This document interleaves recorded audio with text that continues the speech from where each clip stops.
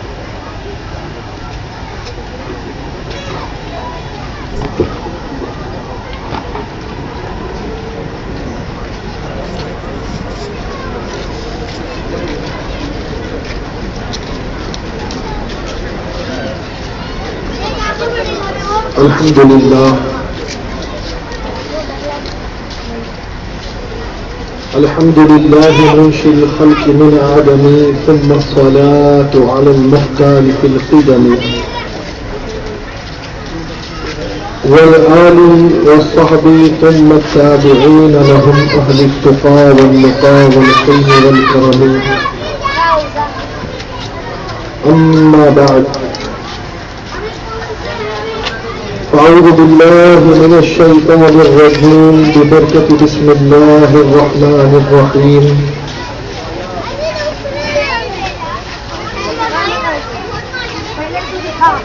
قل لا أسألكم عليه أجرا إلا المودة في القربى.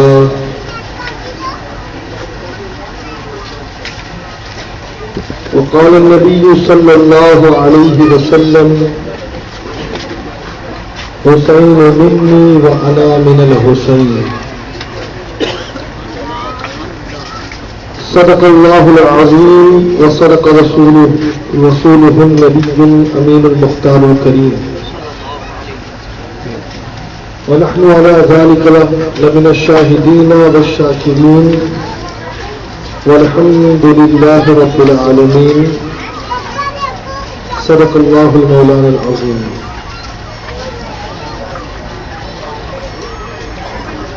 منبر رسول پر رونق افروز شہزاد رسول بلبل باغ چشت سید معین الدین چشتی مبلغ سنی دعوت اسلامی و دیگر مبلغین معززین، میرے سامنے بیٹھے بزرگوں، نوجوان ساتھیوں، پیارے بچوں، پردہ نشین خواتین اسلام، السلام علیکم ورحمۃ اللہ. وعلیکم السلام ورحمۃ اللہ وبرکاتہ. میں جس طریقے سے آپ کو درود و سلام پڑھاؤں، پورا مجمع ایک آواز ہو کر اپنی اور ساری کائنات کے مرکز عقیدت حضور آقا نامدار مدنی تاجدار احمد مختار احمد مجتبیٰ محمد مصطفیٰ روح الفدا صلی اللہ علیہ وسلم کی بارگاہ میں درود و سلام کی نظر باواز بلند پیش کریں. الصلاۃ والسلام علیک یا رسول اللہ، الصلاۃ والسلام علیک یا حبیب اللہ، الصلاۃ والسلام علیک یا نبی اللہ وعلى آلك وأصحابك يا نور الله صلى الله تعالى عليك وسلم. آج شب جمعہ ہے، درود جمعہ پڑھ لے. اللہم صلی وسلم وبارک علی سیدنا محمد النبی الأمی الحبیب العالی القدر العظیم الجاہ وعلى آلہ وصحبہ وبارک وسلم.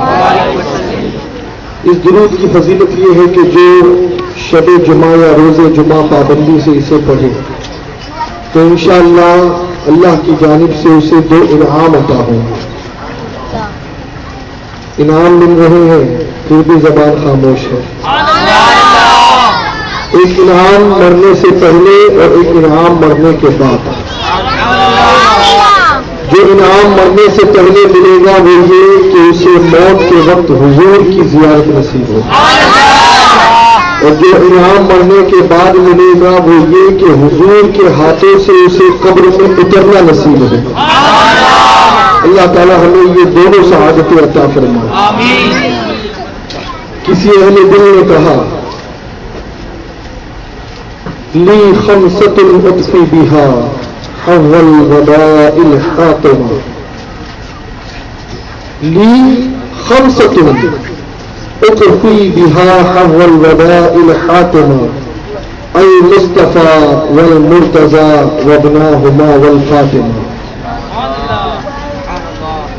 الحسن ثم الحسین للنبی ریحانتین فاطمہ قرۃ عین جدہم صلی علیہ. اور بیگم شاہ وارسی کا شعر بعد میں پڑھوں گا.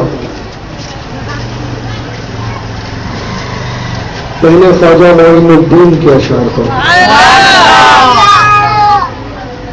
یہ بات ہے کتنی حسین جو کہہ گئے معین الدین. یہ بات ہے کتنی حسین جو کہہ گئے معین الدین کہ دین کی پناہ حسین ہے, میرا بادشاہ حسین ہے. اور فارسی میں جو میرے خواجہ نے کہا وہ کیا کہا؟ آج کوئی فکر نہیں ہے, آج کی یہ شب عاشور ہے اور یہ پوری رات وقف ہے ذکر حسین کے لیے. آج بس حسین حسین کرنا ہے, آج تو حسین کو یاد کرنا ہے, ان کے غم میں آنسو بہانا ہے, ان کی محبت کو دل میں بسانا ہے, ان کے عشق میں پوری رات گزارنی ہے. اور جتنا میرے آقا میرے مولا حسین چاہیں گے اتنا ہم ذکر کریں گے انشاءاللہ. میرے خواجہ کہتے ہیں شاہ است حسین بادشاہ است حسین دین است حسین دی پناہ است حسین سردار ندار دست در دست یزید حقا کے بنا لا الہ است حسین. کبھی سمجھائے میرے خواجہ نے جو کروڑوں تقریریں کرتے ہیں نا حسین کی شان میں, تو کروڑوں تقریروں کا نچوڑ بیان کر دیا. اور کیا بیان کیا؟ میرے خواجہ بیان کرتے ہیں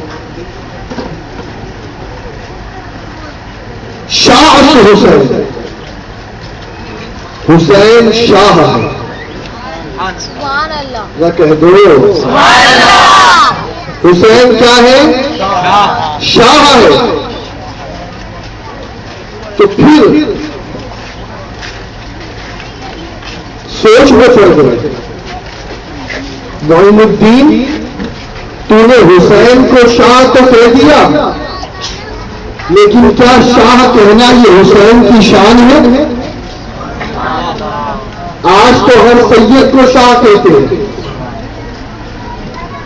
آج ہر آل رسول کو شاہ کہتے ہیں, آج ہر شہزادے کو شاہ کہتے ہیں جس کا تعلق نبی کے گھر سے ہو. تو کہا نہیں, حسین شاہ نہیں بلکہ اس سے بھی بڑھ کر کہا بادشاہ است حسین. حسین صرف شاہ نہیں ہے بلکہ حسین تو بادشاہ ہے.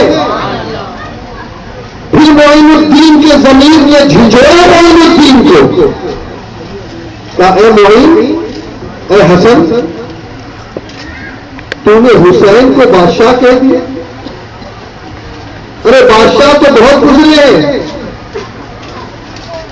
بڑے بڑے ریفارمر، بڑے بڑے کنگ، بڑے بڑے بادشاہ، بڑے بڑے شہنشاہ گزرے ہیں، تو کیا حسین کی یہ شان ہے کہ انہیں شہنشاہ کہیں یا بادشاہ کہیں؟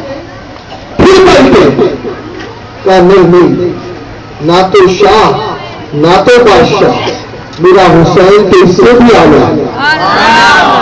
کہا پھر کیا ہے؟ کہا دین حسین، حسین تو دین ہے دین. کہا صرف دین کہنا یہ حسین کی شان کے لائق ہے؟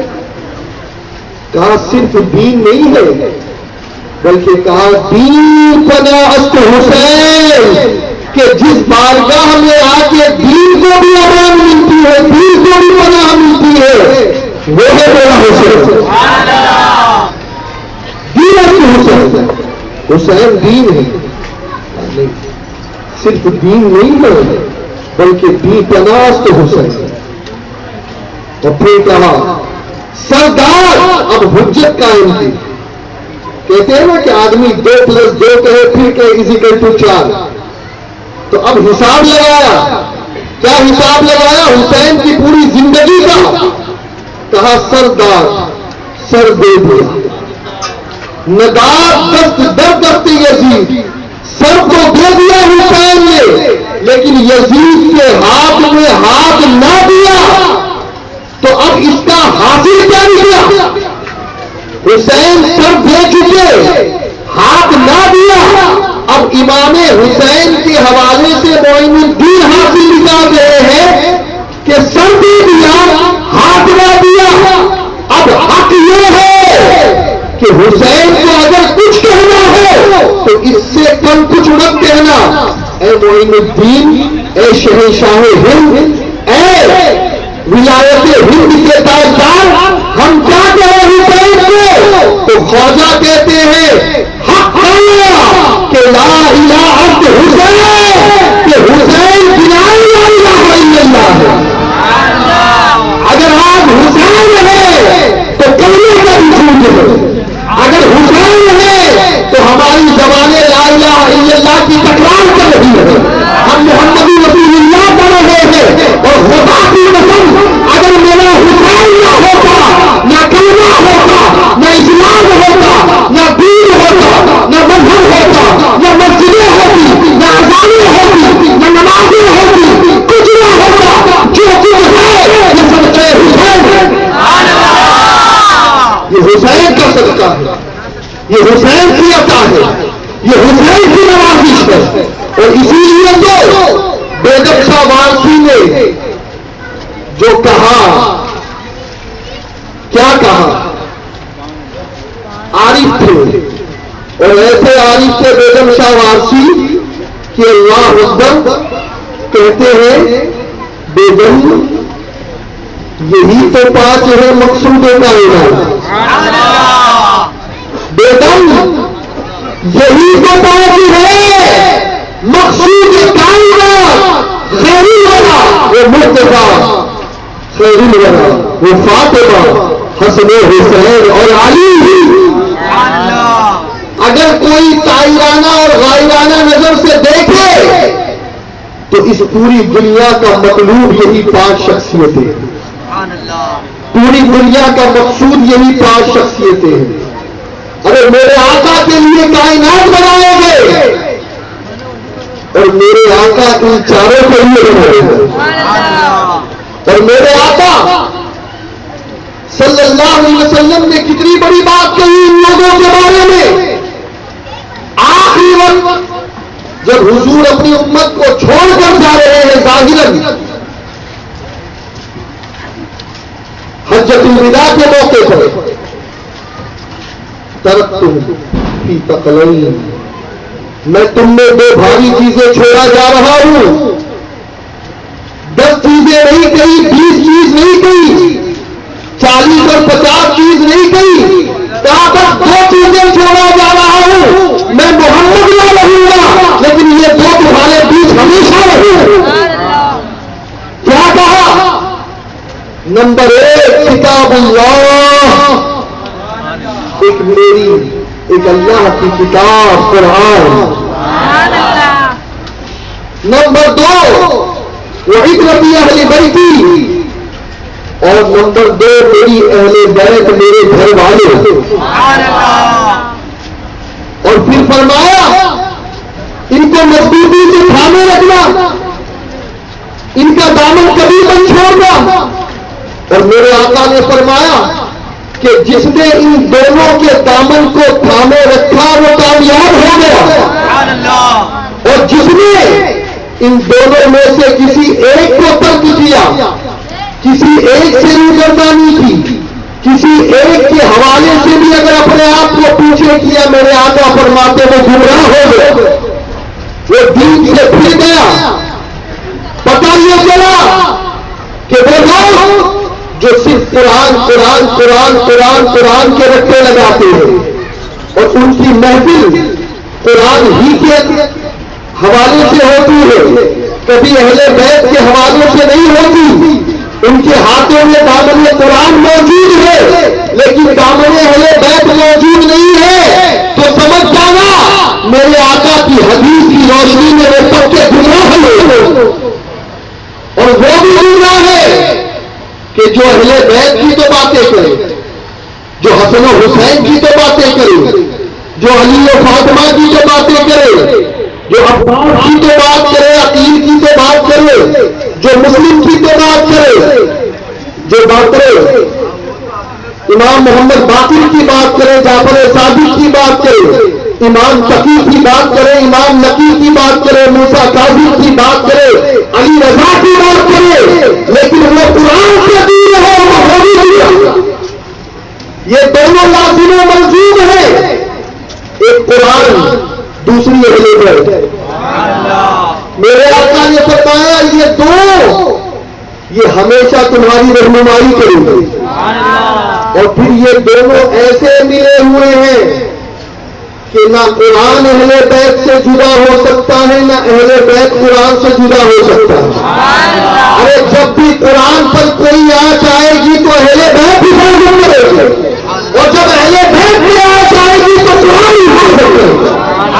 میرے آقا نے فرمایا یہ دونوں کبھی جدا نہ ہوگے, یہ دونوں ساتھ ساتھ رہیں گے, ایسے ساتھ ساتھ رہیں گے کہ میرے آقا فرماتے ہیں کہ کل قیامت کے میدان میں جب حوض کوثر پر بھی آئیں گے تو قرآن اور میری اہل بیت دونوں ساتھ ساتھ ہوں گے. جن کی سفارش قرآن کرے گا, جن کی سفارش اہل بیت کرے گے, انہیں کو جام کوثر نصیب ہوگا, انہیں کو حوض کوثر سے انہیں کی پیاس دکھائی جائے گی. اور جن کے پاس دامن قرآن ہو, دامن اہل بیت نہ ہو, ان کے گمراہ ہونے میں کوئی شک نہیں. جن کے پاس دامن اہل بیت ہو, دامن قرآن نہ ہو, ان کے گمراہ ہونے میں کوئی شک نہیں. اور خدا کی قسم میرے پیارے آقا صلی اللہ علیہ وسلم کے پیارے دیوانوں, اہل بیت نے قرآن کے جو وفاداری کی ہے اور جو قرآن کی محبت کا حق ادا کیا ہے, ارے دنیا میں جس نے قرآن پڑھا ہے, جس نے تلاوت کی ہے, جس نے قرآن پاک کا ختم کیا ہے, کبھی کسی نے ایک پیر پر کھڑے ہو کر کے قرآن کا ختم کیا ہے, کبھی ایک رات میں قرآن کا ختم کیا ہے, لیکن مولا فرماتے ہیں کہ میں اپنے گھوڑے کے ایک رکاب پر پیر رکھتا ہوں اور دوسرے رکاب پر پیر رکھنے سے پہلے قرآن کا ختم کرنا ہوتا ہے. اور پھر یہ واقعہ کہ جو قرآن پڑھتے ہیں وہ قرآن زمین پر پڑھتے ہیں, وہ قرآن زندگی میں پڑھتے ہیں, وہ قرآن مسجدوں میں پڑھتے ہیں, وہ قرآن مسجدوں میں پڑھتے ہیں. لیکن اے اہل بیت تمہاری عظمتوں کے قربان کہ تم نے کربلا میں قرآن پڑھا, اور جب حسین کا سر کٹ گیا تو دمشق کے بابا سے یہ چلی پڑی, حسین کا سر قرآن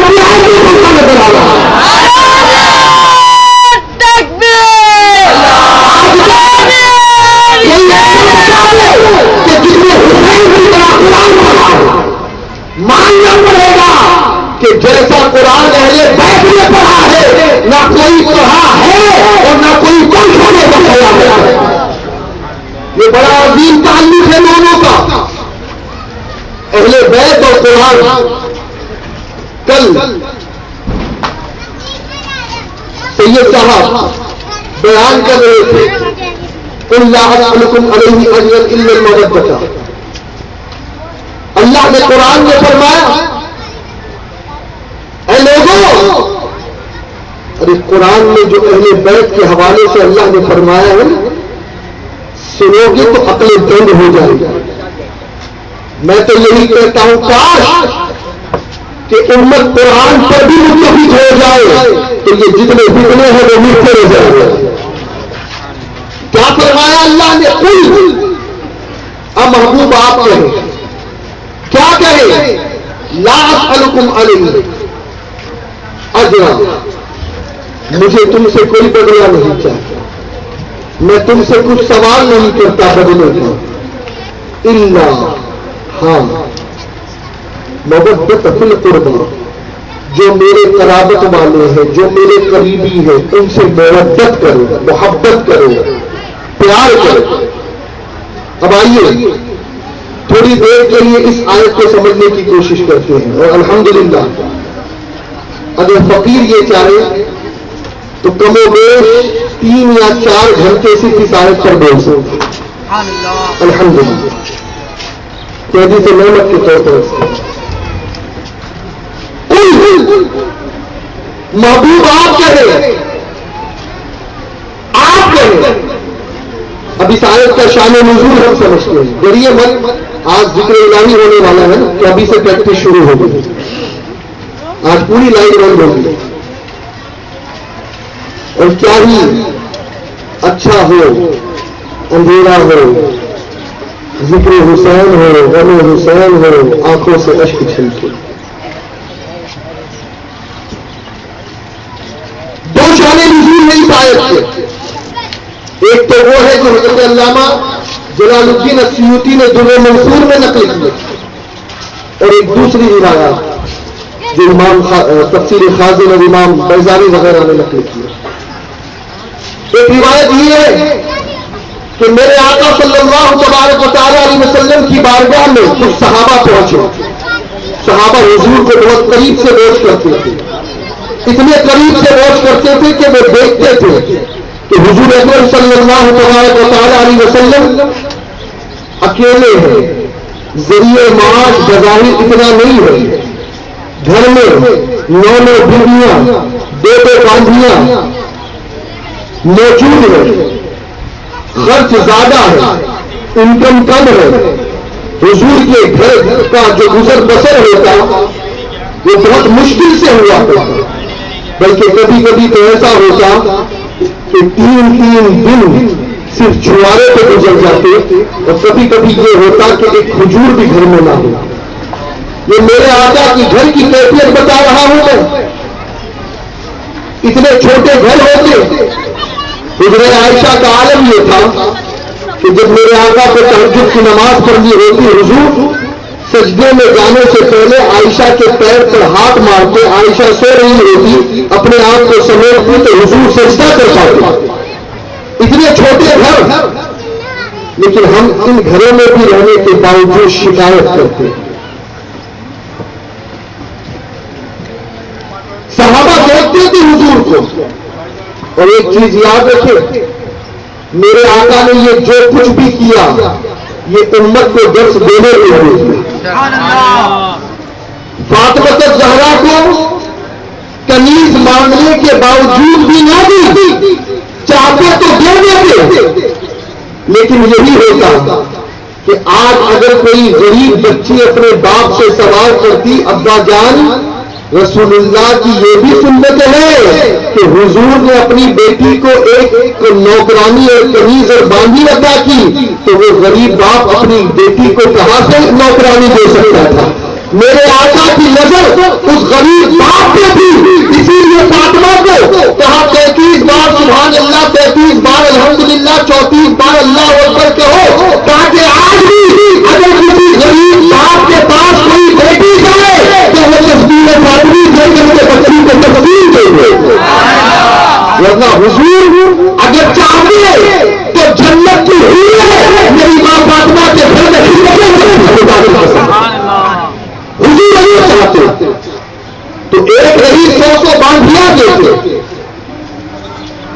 کے مدینے کا ہر آدمی حضور کے گھر کا نوکر بننے کے لیے تیار تھا، لیکن میرے آقا کی زندگی خود اپنے ہاتھ سے جھاڑو لگاتے، خود اپنے ہاتھ سے گھر کے کام کیا کرتے، اور میرے پیارے آقا صلی اللہ علیہ وسلم کے پیارے دیوانوں، یہ جو کچھ تھا یہ سب اللہ کے رسول نے اختیار کیا، اللہ سے مانگا تھا، ورنہ جانتے ہو میرے آقا کے سامنے آفرز کم نہیں آئے۔ ایک مرتبہ ابو جہل اینڈ پارٹی نے ندوہ میں بیٹھ کر کے یہ پلاننگ طے کی کہ محمد کو خریدا جائے، معاذ اللہ ثم معاذ اللہ۔ وہ لوگ یہی سوچتے تھے کہ یہ بھی کوئی ایسا ہی ہوگا کہ جو چند ٹکوں میں بک جائے، معاذ اللہ۔ وہ آئے اور آنے کے بعد رسول اللہ صلی اللہ علیہ وسلم سے کہا، اے محمد اگر تم چاہو تو تمہیں ہم اتنا پیسہ دیں کہ دولت کے انبار تمہارے پاس لگا دیں، تمہیں کسی چیز کی کمی نہ ہو۔ اگر تمہیں سرداری چاہیے تو ہم سارے مل کر دستخط کر دیتے ہیں کہ آج کے بعد ہمارے سردار محمد ہیں۔ اگر تم چاہو تو عرب کی جس عورت کے بارے میں آپ کہہ دیں اس حسینہ کو آپ کی خدمت میں پیش کر دیں۔ لیکن جانتے ہو میرے آقا نے کیا کہا کہ اے لوگوں، تم جو کہہ رہے ہو ایسا کبھی نہیں ہو سکتا۔ اگر تم میرے ایک ہاتھ میں چاند اور دوسرے ہاتھ میں سورج نہیں رکھتے تو میں جو دین کی دعوت دے رہا ہوں اسے بند نہیں کر سکتا، میری دعوت جاری رہے گی۔ اور حسین اعظم کا بھی یہی مشن تھا کہ چاہے کچھ بھی ہو جائے لیکن حسین حقانیت کی دعوت کو کبھی بند نہیں کر سکتا۔ اور پھر میرے آقا علیہ الصلوۃ والتسلیم کے پیارے دیوانوں، میرے آقا علیہ الصلوۃ والتسلیم نے ارشاد فرمایا ایک مرتبہ حضرت عمر کی آنکھوں سے آنسو نکل گئے جب حضور کو سوتا ہوا دیکھا۔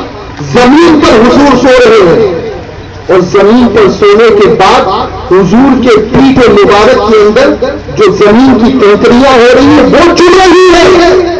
عمر کی آنکھوں سے آنسو بہ رہے ہیں۔ میرے آقا نے کہا عمر کیوں ہوتی ہے؟ ہمارے لیے آخرت کا عشق ہے، ہمارے لیے آخرت ہے۔ کہتے حضور یہ کیسے ہے کسرا جو جھوٹے ہیں، جو باطل ہے، وہ تو عیش و آرام کی زندگی گزارے، وہ تو عیش و آرام کی زندگی گزارے۔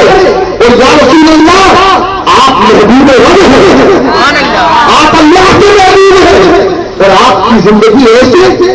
میرے آقا نے کہا اے عمر نہیں، ہم نے آخرت کو توقیت دی ہے۔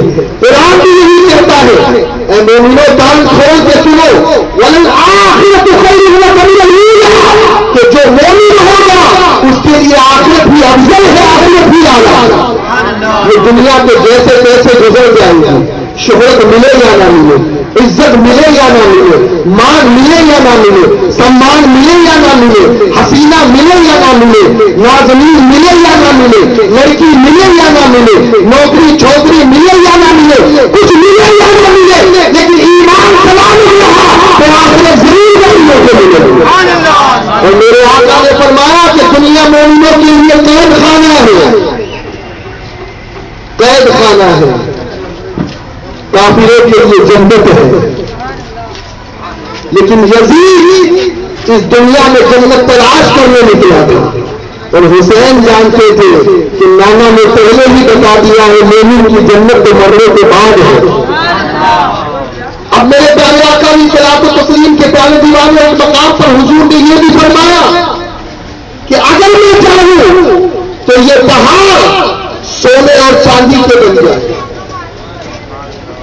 سونے اور چاندی کے بن جائے اور میرے پیچھے پیچھے چلے، لیکن میں نے فقر کو پسند کیا ہے اور میں نے اللہ سے یہ دعا کی ہے، اللہم احیینی مسکینا وامتنا مسکینا واحشرنا فی زمرۃ المساکین، کہ اللہ مجھے مسکینوں میں زندہ رکھ، مسکینوں میں موت عطا کر اور مسکینوں میں میرا حشر نصب کر۔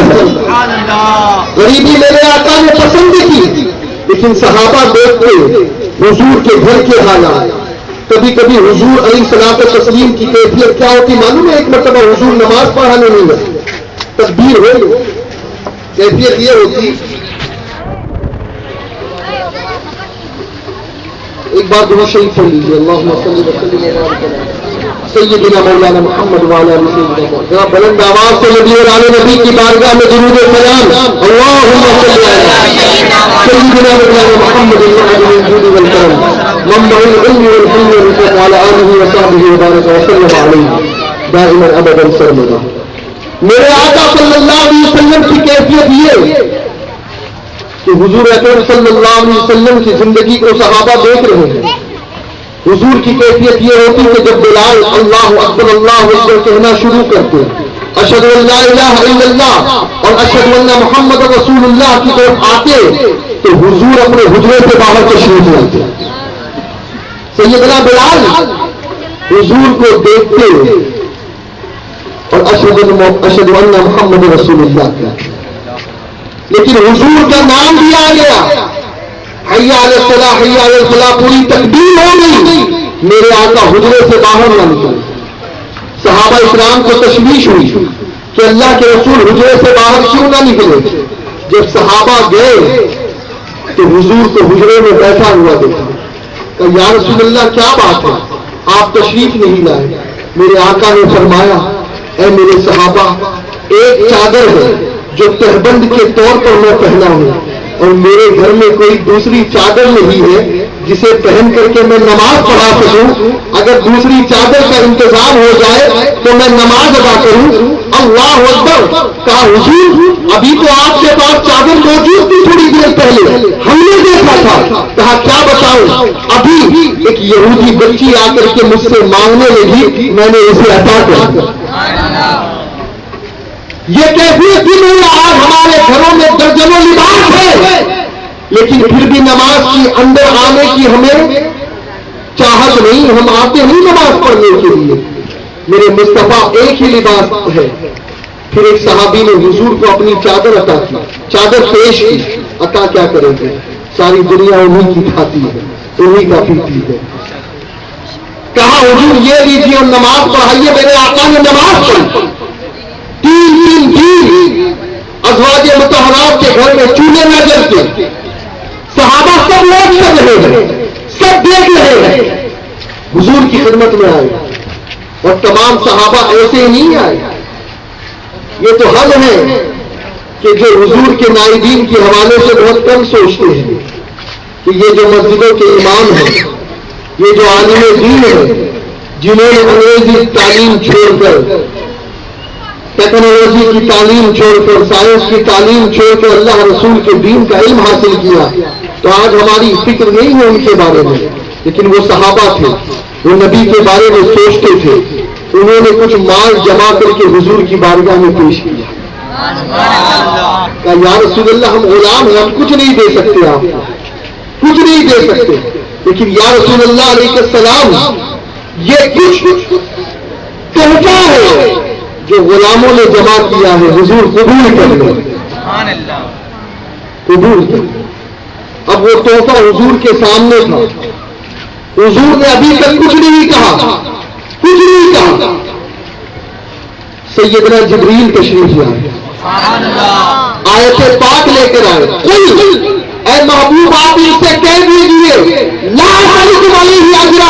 ارے میں نے جو دین کی دعوت تم تک پہنچائی، میں نے جو تبلیغ کی، میں نے جو رسالت کی، رسالت کا پیغام تم تک کے پہنچایا، جو توحید کا پیغام تم تک کے پہنچایا، اس کے بدلے مجھے کچھ نہیں چاہیے، مجھے کچھ نہیں چاہیے. ہاں ان المحبت بالقربہ، اگر تمہیں کچھ دینا ہے یہ دولت لے جاؤ، یہ مال لے جاؤ، یہ سرمایہ لے جاؤ. اگر مجھے کچھ دینا ہے تو سنو، میرے گھر والوں سے محبت کرنا شروع کر دو.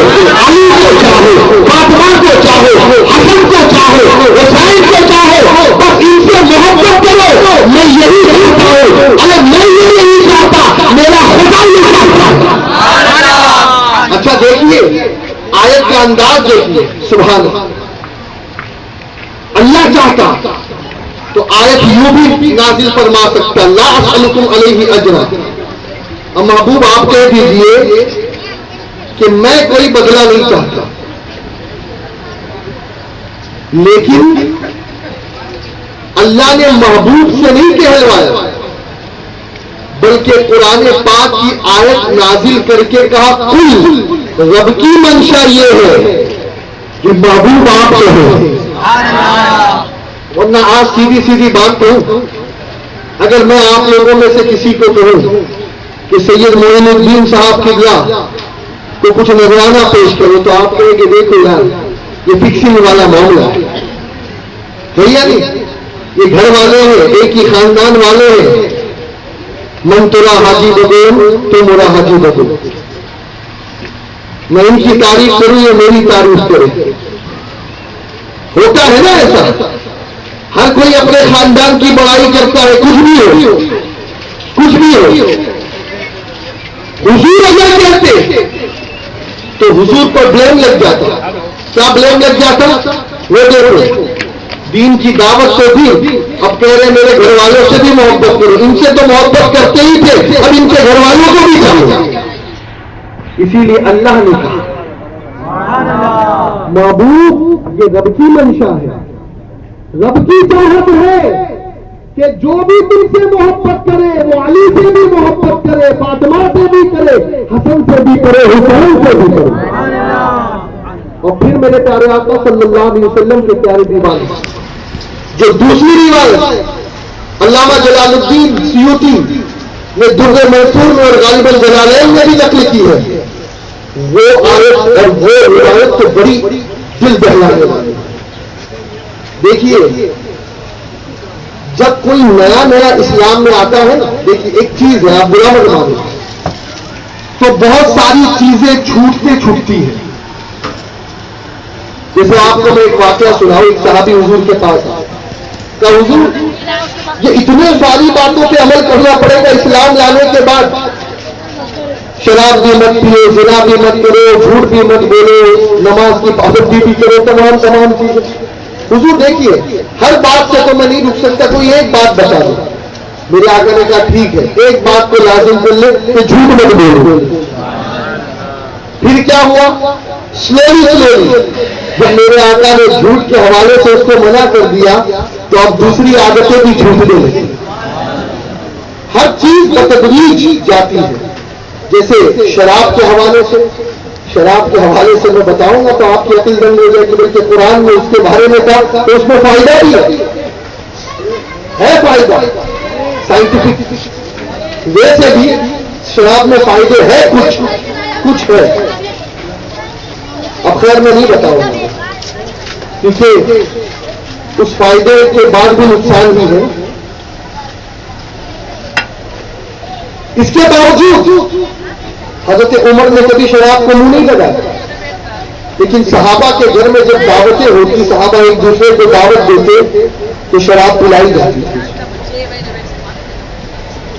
ایک مرتبہ حضرت علی غالباً نماز پڑھا رہے تھے عبد الرحمن ابن عوف، اور قرآن کی آیت پڑھ رہے تھے قل یا ایھا الکافرون لا اعبد ما تعبدون، تو شیطان نے سہو واقع قرار دیا اور لا کو ہٹا کر کے اعبد ما تعبدون یہ آیت نکل گئی زبان سے، معاذ اللہ۔ یعنی میں اسی کو پوچھتا ہوں تم بھی اسی کو پوچھو، یعنی نفی ختم ہو گئی۔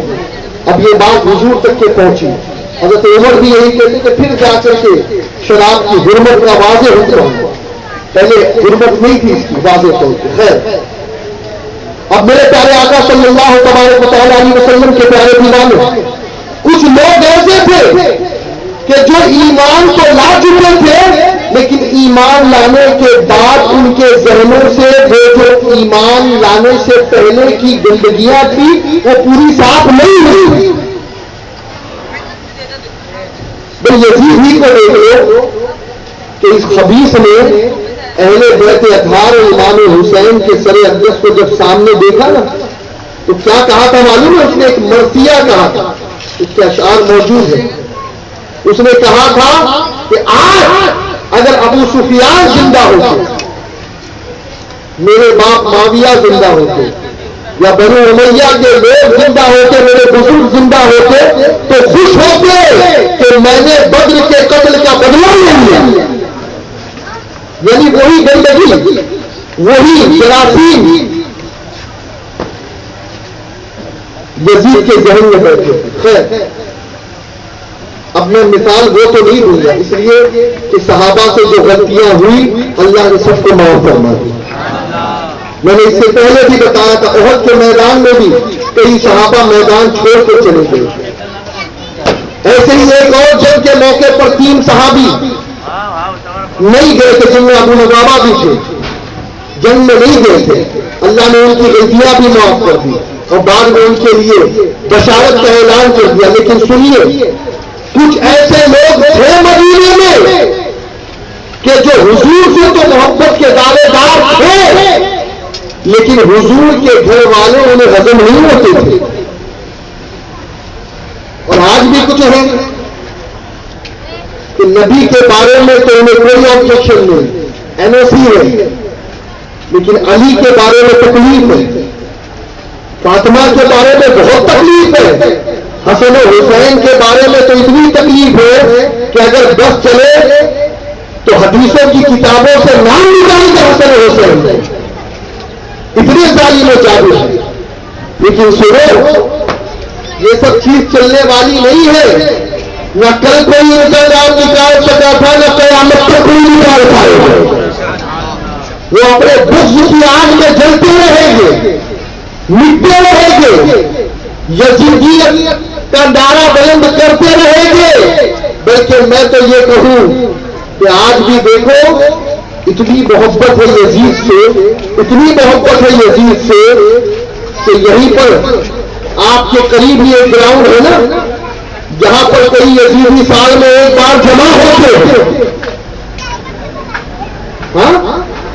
ہیں نا، اور یزید کے نغمے، یزید کے قصیدے پڑھتے ہیں، اسے رضی اللہ عنہ کہتے ہیں، امیر المومنین کہتے ہیں، اور پتہ نہیں یزید سے کیسی محبت ہے کہ آج بھی سعودی عربیہ کے اندر ایک مدرسہ میں نے اپنی آنکھوں سے دیکھا ہے کہ جس میں لکھا ہے مدرسے یزید بھی نہیں۔ آج ہم یزید کا نام لینا پسند نہیں کرتے، اس کا نام لیتے ہیں تو اس پر لعنت ہوتے ہیں، لیکن یہ سعودی، یہ نجدی، یہ وہابی، یہ نام نہاد سلفی غیر مقلد، یہ یزید کو امیر المومنین کہتے ہیں، اس کے قصیدے پڑھتے ہیں، اسے رحمت اللہ علیہ کہتے ہیں، اسے حق پر مانتے ہیں، حسین کی جنگ کو سیاسی جنگ کہتے ہیں۔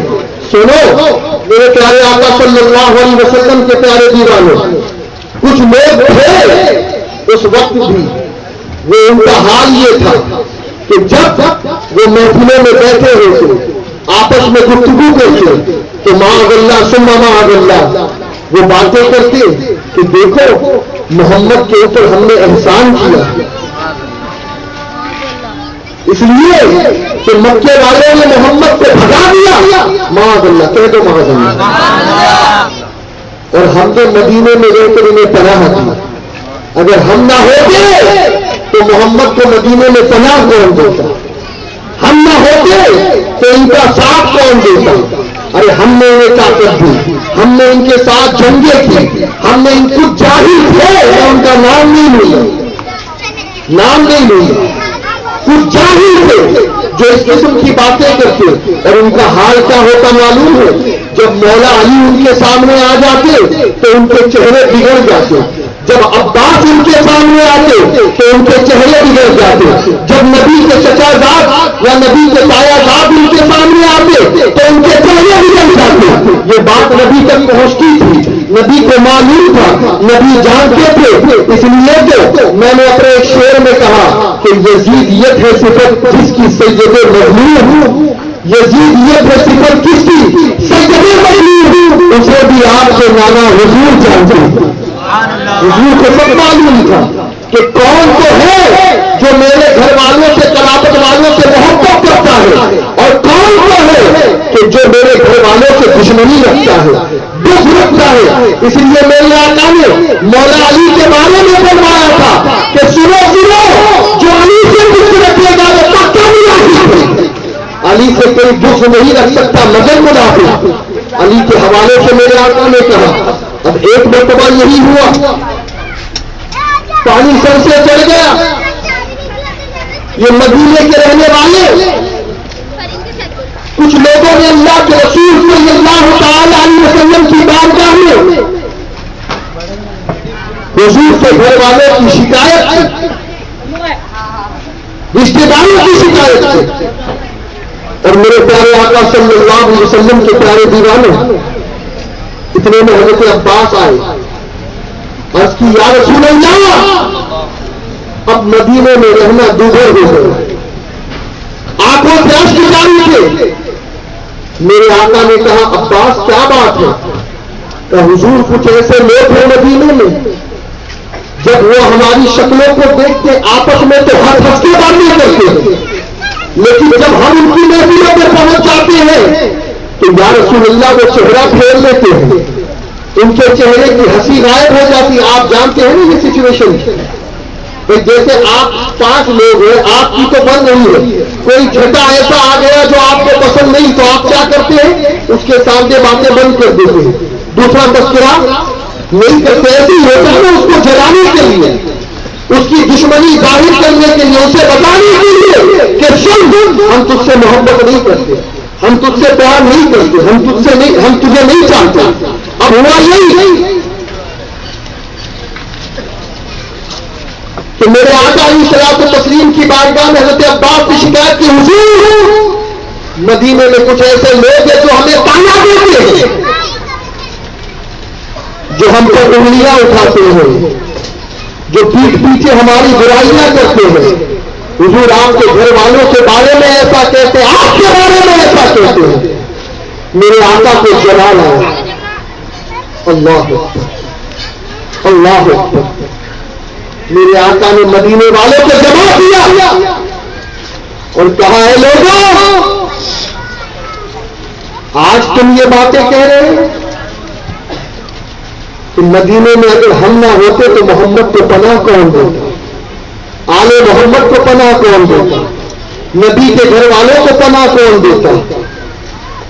اے انسان کان کھول کر کے سن لے،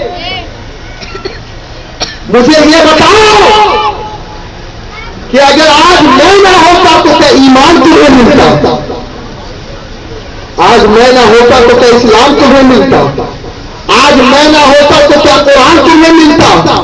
آج میں نہ ہوتا تو کیا خدا کی توحید تمہیں ملتی؟ بتاؤ کیا اتنا احسان کم ہے اور بھی کچھ چیز چاہتے ہو؟ اور اس کے سلے میں تم نے مجھے کیا دیا؟ تم میرے گھر والوں کو برا بھلا دیتے ہو، میرے گھر والوں کے سامنے چہرے بگاڑتے ہو، میرے گھر والے اگر آ جائے تو تم اپنی بات چیت کرنا بند کرتے ہو، آپس میں سے مسکرا کر باتیں کرتے ہو، کھلا کر باتیں کرتے ہو، ہنس کر باتیں کرتے ہو۔ لیکن اگر کوئی میرے گھر کا افراد تمہارے پاس پہنچ جائے، میرے خاندان کا افراد تمہارے پاس پہنچ جائے تو تمہارے چہرے بگڑ جاتے ہیں، تمہارے شکلوں سے ہوائیاں متاثر ہو جاتی ہے۔ اے لوگوں سن لو، کیا تم مجھ سے بدلہ چاہتے ہو؟ کیا تم مجھ سے بدلہ مانگتے ہو؟ حضرت عمر کھڑے ہو گئے، یا رسول اللہ یہ نادان ہے، کچھ لوگوں کی نادانی کی وجہ سے آپ برے نہ ہو، آپ ان کا برا نہ مانو، انہیں معاف کر دے، انہیں معاف کر دے۔ پنجوں کے بل کھڑے ہو گئے حضرت عمر، اور اتنے میں جب میرے آقا کے جلال کو دیکھا تو جبریل قرآن کی آیت لے کر کے نازل ہوئے،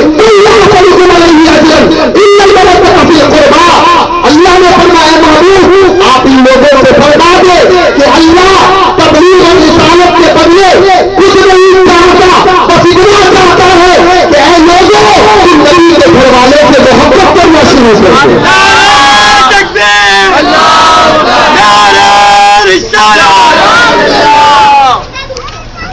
نبی سے محبت اس وقت تک کے مکمل نہیں ہو سکتی جب تک کہ نبی کے گھر والوں سے محبت نہ کیا جائے۔ اور میرے پیارے آقا علیہ الصلوۃ والتسلیم کے پیارے دیوانوں، قرآن کی آیت بتا رہی ہے، اللہ فرما رہا ہے، اور سنیے مودت کسے کہتے ہیں؟ مودت کسے کہتے ہیں؟ آج میں آپ کو مودت سمجھاؤں۔ ایک ہوتی ہے محبت، ایک ہوتی ہے مروت، ایک ہوتی ہے مودت۔ یہ تینوں الگ الگ چیز ہے۔ مروت یعنی کوئی سامنے آ گیا تو منہ دیکھ کر اس کے لیے ظاہر کر دو تھوڑی سی محبت، یہ مروت ہوتی ہے۔ ایک ہوتی ہے محبت کہ آپ جس سے محبت کرتے ہو، جس کو چاہتے ہو، اس کے لیے راتوں کو جاگتے بھی ہو، نیندیں بھی قربان کرتے ہو، جس سے محبت کرتے ہو اس کا تذکرہ کرتے ہو، اس کی یاد کرتے ہو. لیکن محبت میں کبھی کبھی ایسا ہوتا ہے کہ دور رہ کے تڑپنا بھی پڑتا ہے، دور رہ کے بلکنا بھی پڑتا ہے. کبھی ہجر بھی ہے، کبھی فراق بھی ہے، کبھی جدائی کا غم بھی ہے، کبھی داغ فرقت بھی ہے. یہ تمام چیزیں ہوتی ہیں. ہم مدینے سے محبت کرتے ہیں، مدینے والے سے محبت کرتے ہیں، لیکن ہے ہندوستان میں دل تڑپتا ہے. مدینہ بلوالے سرکار حضور کے عشق میں، حضور کے غم میں روتے ہیں، بلکتے ہیں، لیکن محبت میں جدائی برداشت کرنی پڑتی ہے. ہوتا ہے یا نہیں؟ بولو بھائی. آپ کی بیوی کو آپ سے محبت ہے، لیکن کام کاج کے لیے آپ چلے گئے فورن، تو آپ کی بیوی آپ کی جدائی میں جیتی ہے. شوہر مر گیا، محبت ہے شوہر سے، لیکن ستی نہیں کر سکتی ہے. محبت ہے، اسے عزت گزارنی پڑے گی. محبت میں یہ تمام چیزوں کی پاسبلٹیز ہے، ممکنات ہے، لیکن مودت میں کچھ ممکن نہیں. آپ کہیں کہ یہ کیا ہے؟ مروت محبت اس سے بھی ٹاپ ڈگری ہے مودت. مودت سے ہائے ہے کوئی لو، کوئی عشق اور کوئی حب اور چاہ کی بات ہو ہی نہیں سکتی. بلکہ آپ کو میں یوں سمجھاؤں تو آپ کو ایزیلی سمجھ میں آ جائے گا. دیکھیے، مچھلی ہے، مچھلی کو پانی سے مودت ہے. کیا ہے؟ بولو، زور سے بولو.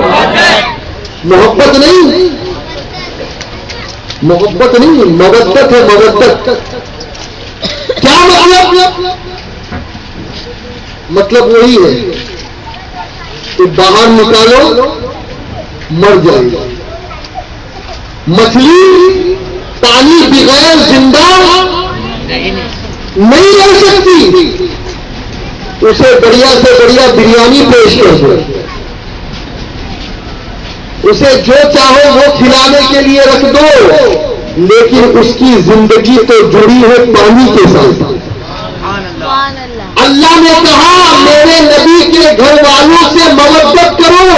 مطلب یہ کہ محبت سے بڑھ کر اللہ یہ چاہتا ہے کہ اگر نبی کے گھر والوں سے محبت نہ ہو تو یہ جسم مر جائے، بنا ہو. یہ ہے منشا اور منشا الہی. اور ایک اور تفسیر اس کی میں آپ کے سامنے بیان کروں. دیکھیں، کئی تفاسیر ہیں اس کی.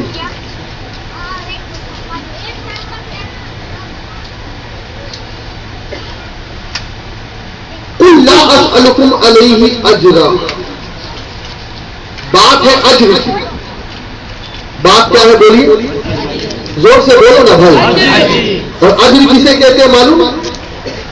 اجر کہتے ہیں ریورس کو. جیسے آپ نے اپنے کمپنی میں جاب کیا، 30 دن سروس کی، آپ کو سیلری چاہیے، یہ اس کا اجر. ریٹرن، اور آج تو ہر آدمی ریٹرن چاہتا ہے. آج فطرت یہی ہو گئی ہے. کوئی اللہ رسول کے لیے کرتا ہی نہیں ہے کچھ. جو کرتا ہے اسے ریٹرن چاہیے.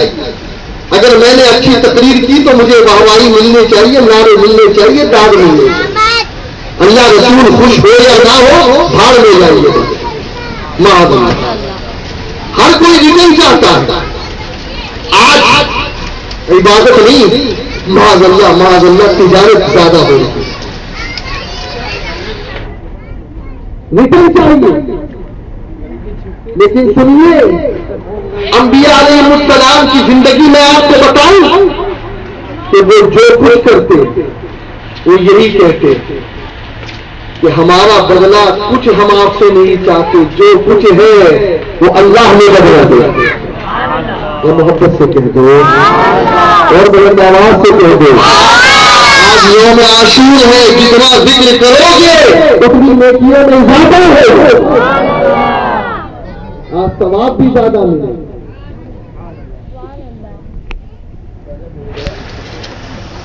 حضرت موسیٰ کو دیکھو، قرآن بیان کرتا ہے کہ موسیٰ نے اپنی قوم سے یہی کہا، اے قوم مجھے تم سے کچھ بدلہ نہیں چاہیے، میرا بدلہ تو اللہ کے پاس ہے۔ سبحان اللہ۔ حضرت نوح، کیسی تبلیغ، کیسی تبلیغ، اللہ اللہ۔ اگر حضرت نوح علیہ السلام کے واقعات پڑھیں گے تو ہمارے رونگٹے کھڑے ہو جائیں۔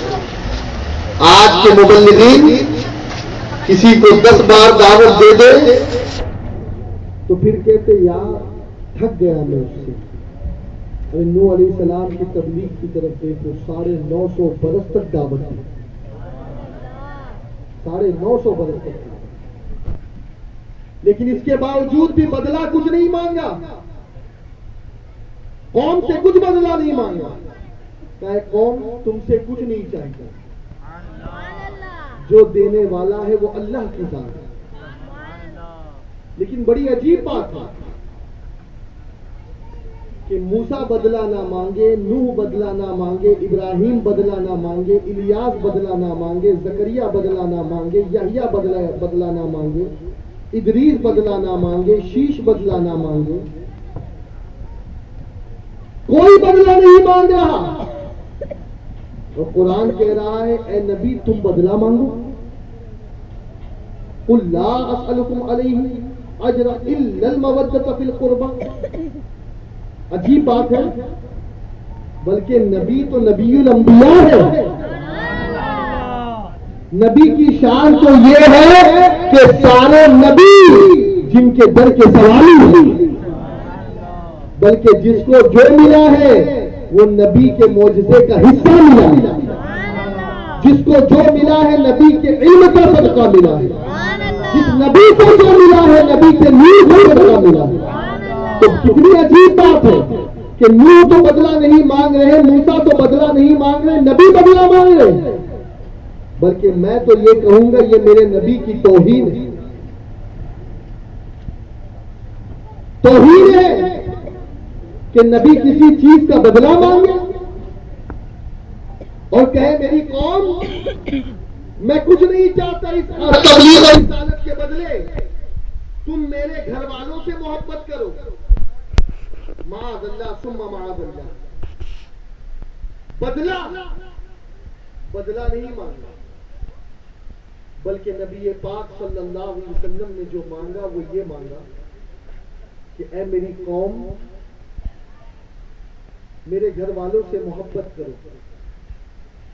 اب یہاں جو چیز سمجھنے کی ہے وہ یہ، قرآن پاک کی آیتیں پیش کر رہا ہوں میں آپ کے سامنے، وہ سمجھنے کی چیز یہ ہے کہ نبی پاک صلی اللہ علیہ وسلم نے آخر بدلہ کیوں مانگا؟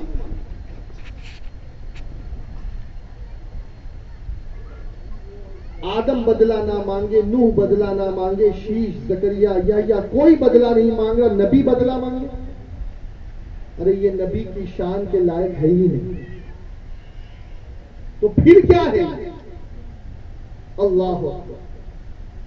اب آئیے بالکل اس آیت کی آخری تشریح پیش کر رہا ہوں آپ کے سامنے، اور پھر انشاءاللہ کربلا چلنا ہے ہمیں۔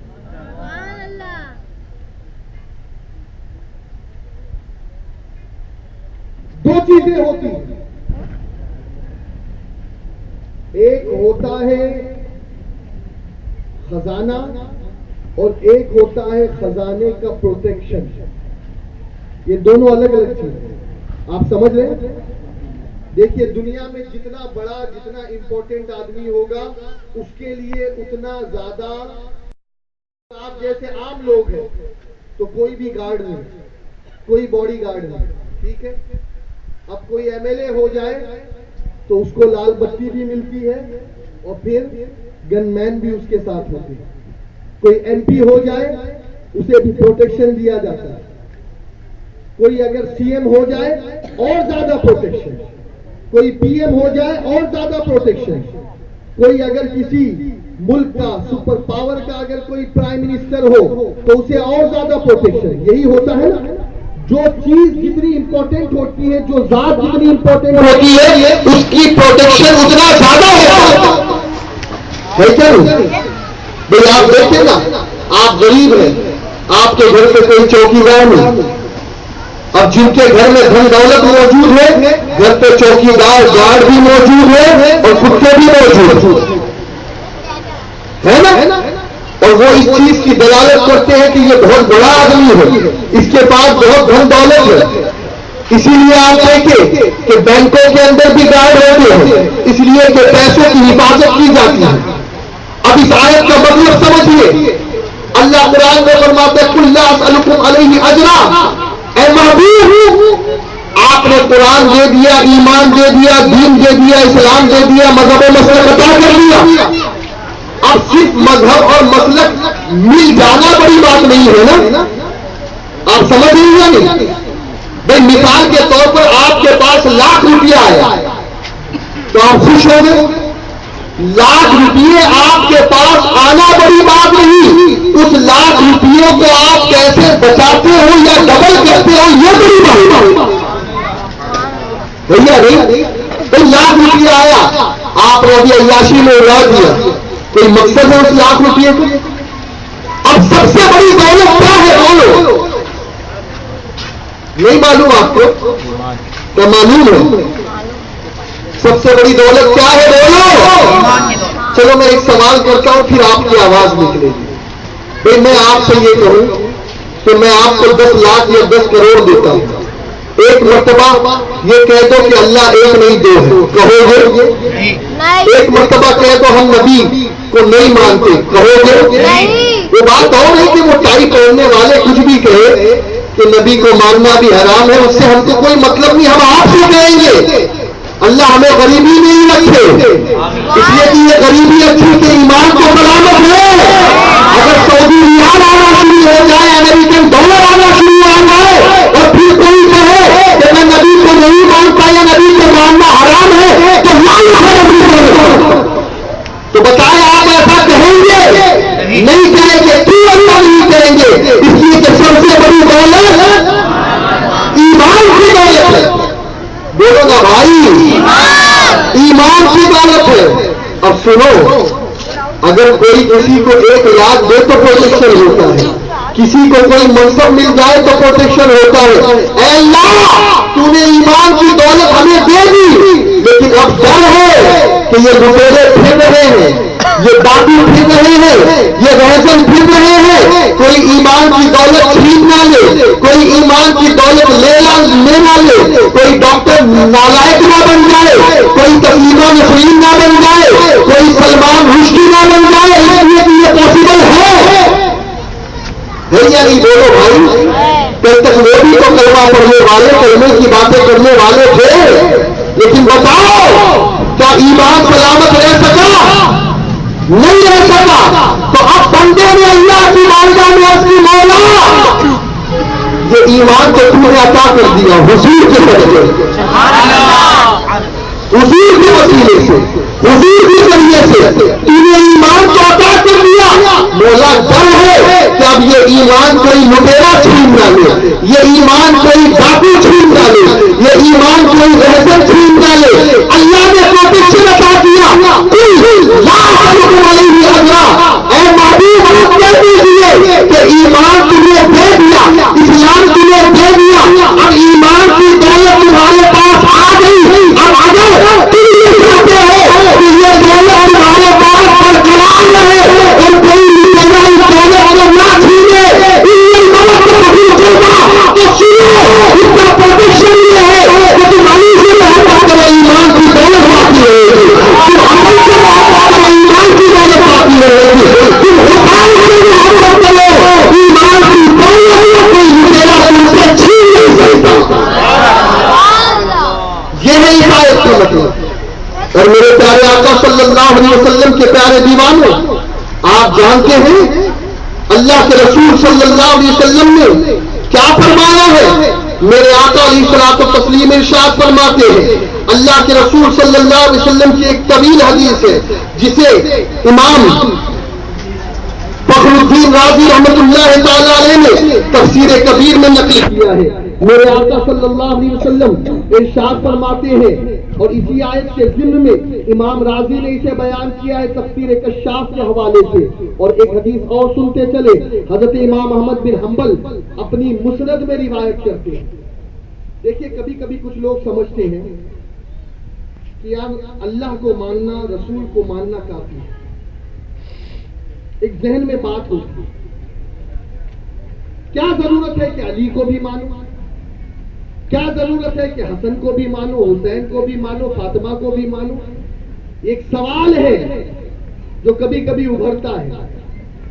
ہم یہ جو ذکر کرتے ہیں یہ کچھ لوگوں کو نوٹنکی لگتی ہے.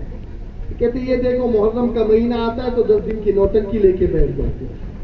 لا حول ولا قوت الا باللہ. مسند امام احمد بن حنبل کی حدیث پڑھ رہا ہوں. میرے آقا کیا ارشاد فرماتے ہیں معلوم ہے؟ آپ نے آج تک یہ سنا ہوگا کہ ایمان نام ہے محبت رسول. سنا ہے نا؟ لیکن ستاروں سے آگے جہاں اور بھی ہے.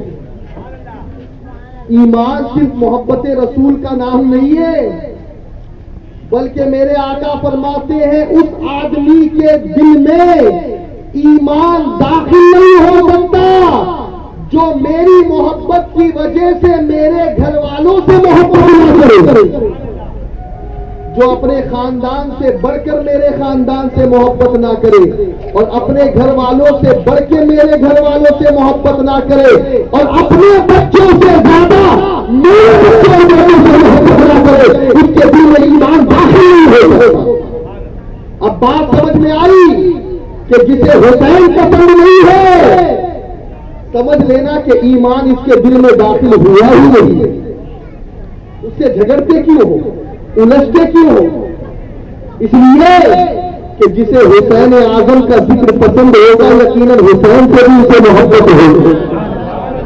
اور یہ چیز کوئی آپشنل نہیں ہے کہ کرو تو ٹھیک نہیں کرو تو ٹھیک نہیں. کچھ لوگ بولتے ہیں چلتا ہے یار نہیں بھی کرو تو کوئی بات نہیں. ایسا نہیں ہے. اگر تم محبت سے محبت کرتے ہو تو علی سے بھی محبت کرنا پڑے گا, فاطمہ سے بھی محبت کرنا پڑے گا, اپنے حسین سے بھی محبت کرنا پڑے گا. بلکہ میرے آقا فرماتے ہیں کہ جس نے ان سے محبت کی اس نے مجھ سے محبت کی, اور جس نے ان سے کچھ رکھا اس نے مجھ سے کچھ رکھا. بلکہ ایک حدیث میں میرے آقا نے فرمایا کہ جس نے ان سے صلح کی اس نے مجھ سے صلح کی, اور جس نے ان سے لڑائی یا جنگ کی اس نے مجھ سے جنگ کی. پتا یہ چلا کہ یزید کی جنگ اور یزید کی لڑائی حسین کے ساتھ نہیں تھی, یہ نانائے حسین کے ساتھ. آئی بات سمجھ میں کہ یزید کی تباہی کا سب سے بڑا راز یہ ہے کہ وہ حسین کا دشمن نہیں تھا, وہ رسول کا دشمن تھا. اس لیے کہ میرے آقا علیہ الصلوۃ والتسلیم نے فرمایا کہ جو حسین سے صلح کرے گا وہ مجھ سے صلح کرے گا, جو حسین سے لڑے گا وہ مجھ سے لڑے گا. اور آؤ اس حدیث کو سننے کے بعد اپنے ایمان کو تازہ کریں. میرے آقا صلی اللہ علیہ وسلم ارشاد فرماتے تفسیر کشاف کے حوالے سے امام راضی بیان کرتے ہیں. میرے آقا نے فرمایا من مات علی حب آل محمد مات شہیدا, کہ جو اہل بیت کی محبت میں مرے گا وہ شہید مرے گا. الا من مات علی حب آل محمد مات مغفور له, آگاہ ہو جائے جو اہل بیت کی محبت میں مرے گا وہ اس حال میں مرے گا کہ اللہ اس کے گناہوں کو معاف فرما دے گا. الا من مات علی حب آل محمد مات طائبا, میرے آقا فرماتے ہیں سن لو جو میرے اہل بیت کی محبت میں مرے گا وہ اس حال میں مرے گا کہ توبہ کر کے مرے گا. وعلی من مات علی من مات علی حب آل محمد بشرہ ملک الموت بالجنت ثم منکر ونکیر. میرے آقا فرماتے ہیں کان کھول کر سن لو جو اہل بیت کی محبت میں مرا ابراہیم علیہ السلام ملک الموت اور منکر نکیر کو جنت کی بشارت رہتے ہیں اللہ تعالی حب آل محمد یذبحوا الى الجنۃ كما تذبح الغریب الى البیت زوجها. میرے آقا فرماتے ہیں جو اہل بیت کی محبت میں مرا اسے ایسی عزت کے ساتھ جنت میں روانہ کیا جاتا ہے جیسے دلہا کے گھر دلہن کو بھیجا جاتا ہے.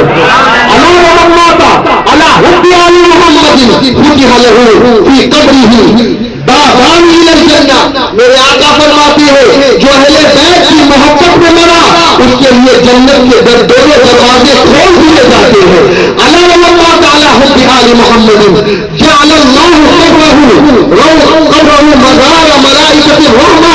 آگاہ ہو جاؤ جو اہل بیت کی محبت میں مرا اللہ اس کی قبر کو مزار بنا دے گا اور فرشتے ان کی مزار کی زیارت کو آئیں گے. اللہ تعالی حب آل محمد مات علی سنت والجماعہ. خبردار ہو جاؤ جو اہل بیت کی محبت میں مرا وہ اس حال میں مرا کہ وہ اہل سنت ہو کر. اور میرے آقا علیہ الصلوۃ والتسلیم کے پیارے دیوانوں یہ حسین کون ہے؟ اللہ اکبر.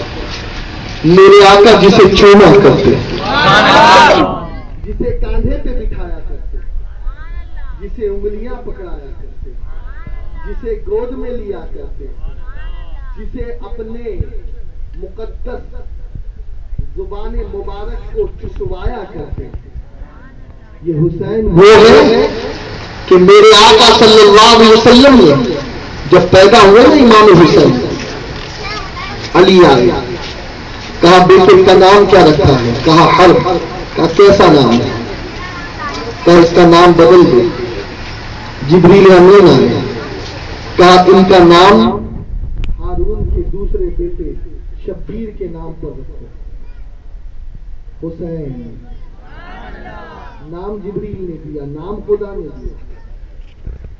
7 دن کے ہوئے, عقیقہ ہوا, سر کے بال کٹائے گئے, چاندی خیرات کی گئی.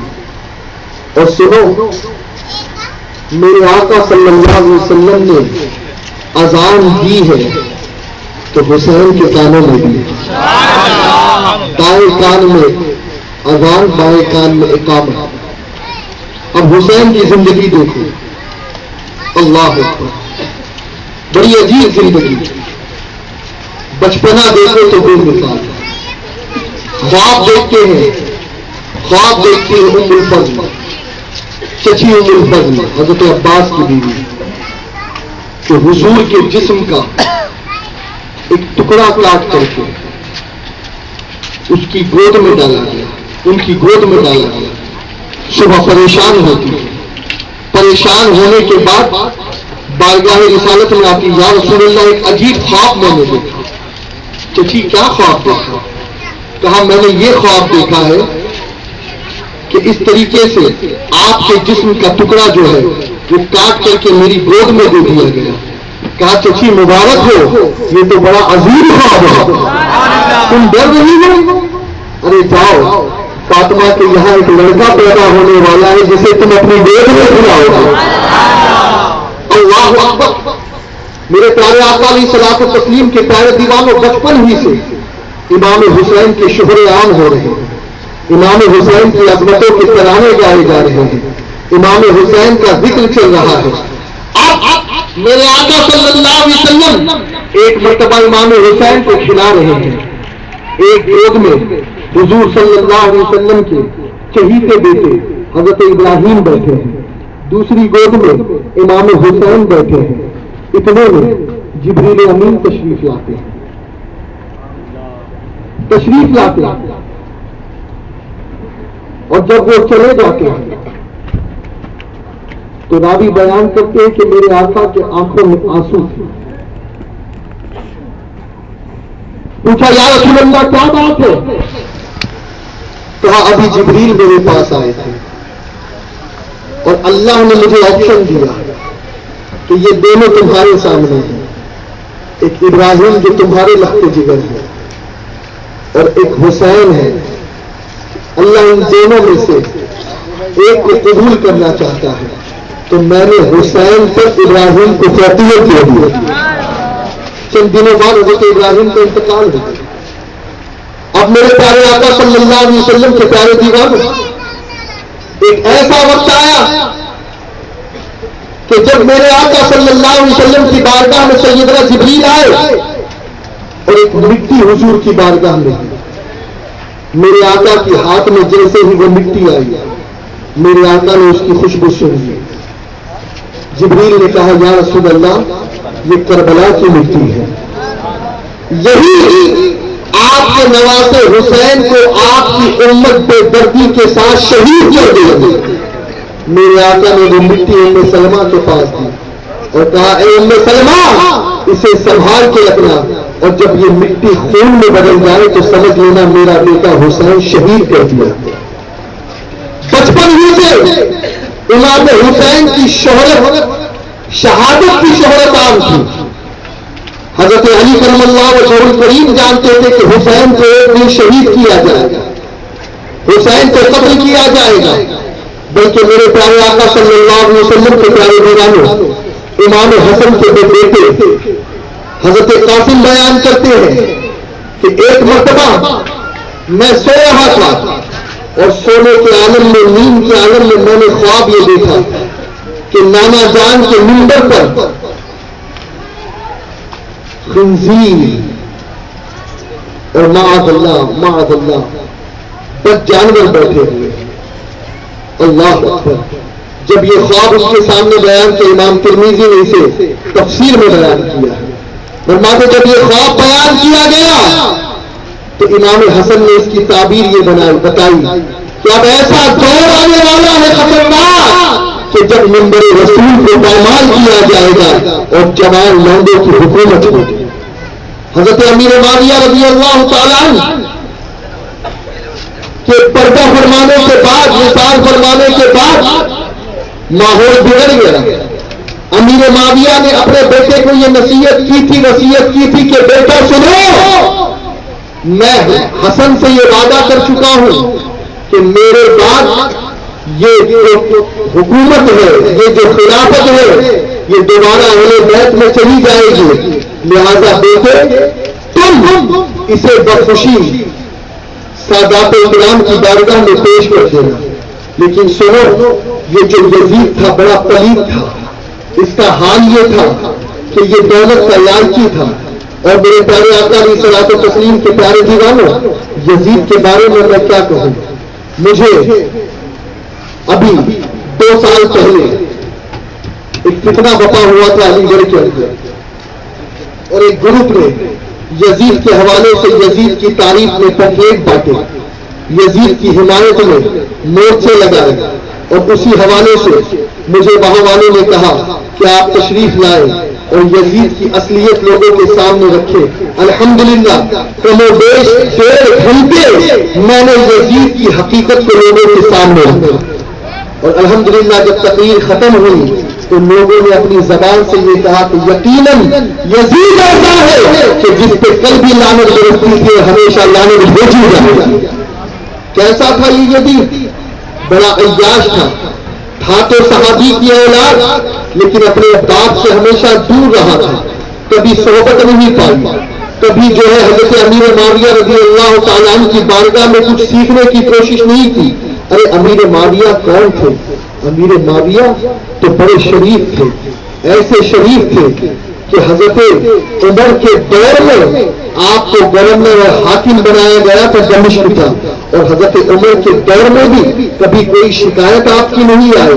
ارے بڑا احترام کرتے تھے امام حسن کا، بڑا احترام کرتے تھے سادات کا، بڑا احترام کرتے تھے اہل بیت نبوت کا. بلکہ امیر معاویہ کے بارے میں آپ کو کیا بتاؤں، ابو سفیان نے فتح مکہ کے دن ہی امیر معاویہ کے حوالے سے حضور کو یہ کہا تھا کہ حضور آپ اسے اپنی بارگاہ میں قبول کیجیے، اور وہی لکھنے والے کاتبوں نے اسے شامل کر. امیر معاویہ کاتب وہی تھے. اور کچھ لوگ جو امیر معاویہ کے بارے میں اناپ شناپ کرتے، دیکھیے بیٹا اور ہے باپ اور ہے.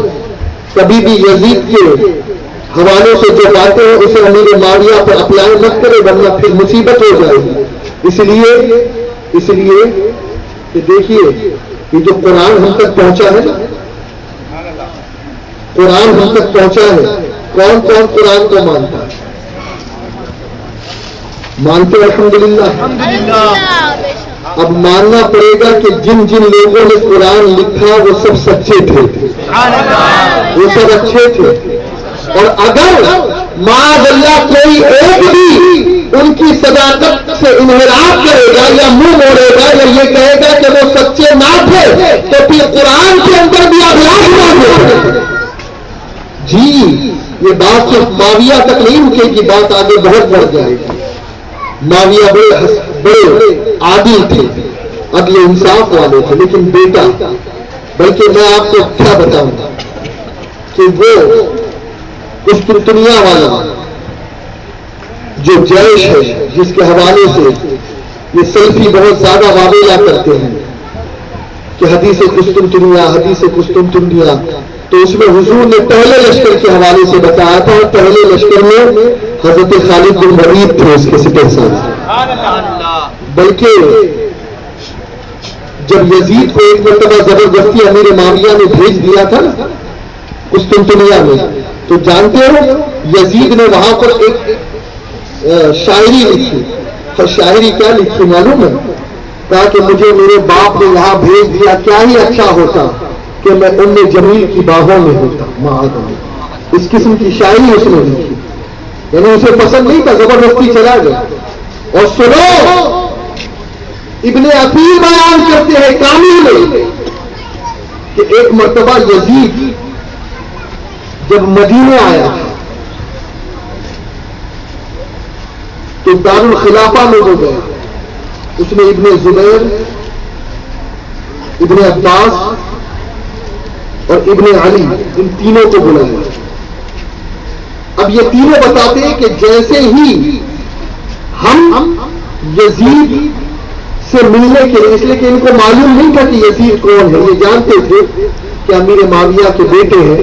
انہوں نے کہا ہو سکتا ہے کہ کوئی پیغام لے کر آئے ہو. جب امیر معاویہ زندہ تھا اس وقت کی بات ہے، یہ مدینے آیا، یہ پہنچے اور جیسے ہی اس کمرے میں داخل ہونے لگے تو یزید کے سامنے کچھ چیزیں رکھی تھی. یزید نے اسے چھپانے کی کوشش کی اور وہ شراب.